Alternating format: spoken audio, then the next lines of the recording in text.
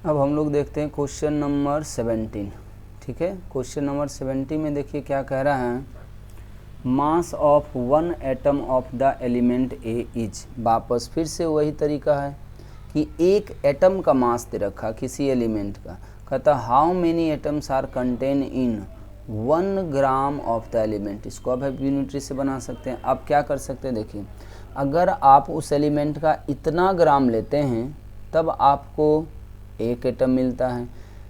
अगर आप 1 ग्राम लेंगे तो उसका कितना एटम मिलेगा, तो सीधा सीधा आप यहाँ पे यूनिटरी अप्लाई कर सकते थे कि अगर हम 3.98 यहाँ मैं लिख देता हूँ, अगर मैं इसका 3.9854 इंटू 10⁻23 माइनस का, अगर आप इतना ग्राम लेते हैं, ठीक है, तो आपके पास 1 एटम आता है। अगर आप 1 ग्राम ले लेंगे तो आपके पास कितने एटम आ जाएंगे, तो ये आ जाएंगे आपके पास 3.9854 इंटू 10⁻23 माइनस का। अब इसको सॉल्व करेंगे तो ये ऊपर जाएगा 23, और अगर आप 1 में इसको डिवाइड करेंगे 3.9854 को, तो ये कितना आ जाएगा,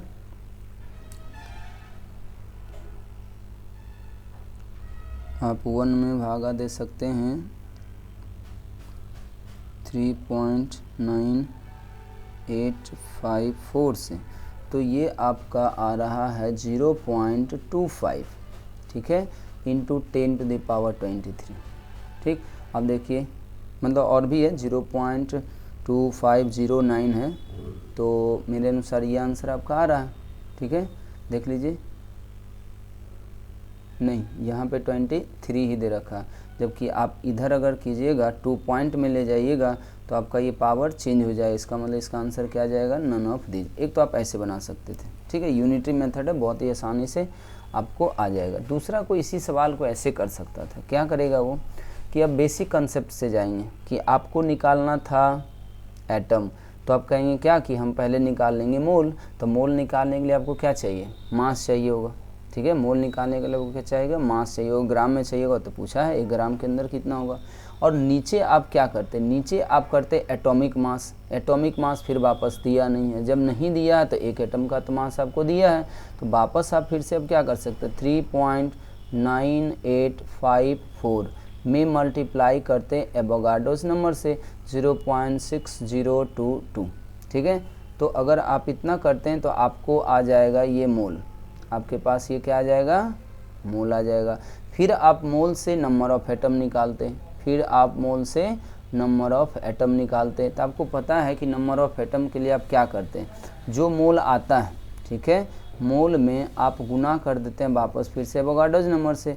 तो अब देखिए, अच्छा यहाँ पे ये पावर हमने हटा रखा है, 10⁻−23 इसका है और इसका 10⁻23, तो दोनों वापस कट जाएंगे तो इतना ही आएंगे। अब मोल में एन से आप सोचिए कि मोल आपको आया कितना था, 3.9854 में आप 6.022 और इंटू करेंगे एन, तो एन फिर से आ जाएगा यही चीज़। तो आप ओवरऑल देख रहे होंगे कि यहाँ से वापस कट जाएगा, फिर से 10⁻23 में आपको डिवाइड करना पड़ेगा 3.9854 से, वापस फिर से ये इतना ही आएगा। तो इस तरीके से अगर आप देखें तो दोनों चीज़ आ रहा है। आप ऐसे भी जा सकते हैं, ऐसे भी जा सकते हैं, लेकिन आपको यूनिटी अगर समझ आ रही होगी तो आप यहाँ से सीधा सोच सकते थे कि 1 ग्राम, अगर इतना ग्राम लेते हैं तो 1 एटम आएगा, तो 1 ही ग्राम पूछा तो 1 ग्राम के अंदर इतना एटम आ जाएंगे। आप यूनिटरी जा सकते हैं या फिर ऐसे जा सकते हैं। ठीक है, इस तरीके से हमारा ये सवाल बनाया जा सकता था। अब क्वेश्चन नंबर 18 में क्या करा, क्वेश्चन नंबर 18 में कहता है कि which of the following contain largest mass of hydrogen atom. Hydrogen atom का मास किसमें ज़्यादा है।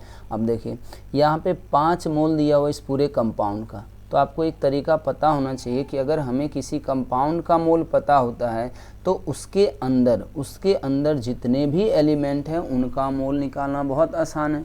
क्या करेंगे हम लोग, जैसे इसके पूरे कंपाउंड का 5 मोल है, जैसे मान लिए ये मैं क्वेश्चन नंबर 18 करूँ यहाँ पे, तो ए ऑप्शन में देखिए कितना होगा, तो mole of hydrogen atom, question number 18 का जो पहला पार्ट है, हाइड्रोजन एटम का मोल आपके पास कितना हो जाएगा, तो ये है पूरे कंपाउंड का 5, इसमें 2 हाइड्रोजन, इसको गुना कर दीजिए तो आपको मोल ऑफ हाइड्रोजन एटम मिल जाएगा, वो हो गया 10, और 10 का मतलब 10 ग्राम, 1 मोल का मतलब 1 ग्राम, तो 10 का मतलब 10 ग्राम। चलिए इसमें 10 ग्राम हाइड्रोजन है।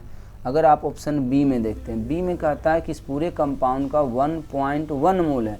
अगर पूरे कंपाउंड का 1.1 मोल हुआ तो इसमें हाइड्रोजन के कितने मोल हो जाएंगे, तो बी में कहता मोल ऑफ हाइड्रोजन 8.8 हो जाएंगे। अब 8.8 का मतलब भी कितना ग्राम हो गया, ठीक है, चूँकि एटम की बात कर रहा है इसीलिए एक हाइड्रोजन एटम का 1 ग्राम होता। अगर H2 गैस की बात करता, मॉलिक्यूल की बात करता, तब हम लोग 2 से गुना करते।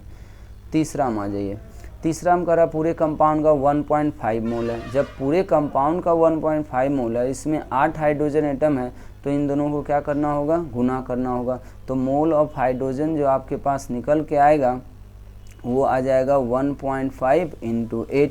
अब 1.5 × 8 करेंगे तो ये हो जाएगा 120, और नीचे तो ये 12 मोल, और 12 मोल का मतलब हो गया 12 ग्राम। 12 मोल का मतलब क्या हो गया, 12 ग्राम। फिर यहाँ पे देख लीजिए 4 मोल पूरे कंपाउंड का है, तो अगर पूरे कंपाउंड का 4 मोल दिया तो मोल ऑफ हाइड्रोजन एटम की अगर हम बात करें तो ये हो जाएगा 16 मोल, और 16 मोल का मतलब कितना ग्राम हो गया, सीधा सीधा 16 ग्राम। आपके सामने आंसर दिया हुआ, आप देख लीजिए सबसे हाईएस्ट किस में आ रहा, तो यहाँ पे भी डी ऑप्शन ही होगा, तो 18 का भी डी ही है।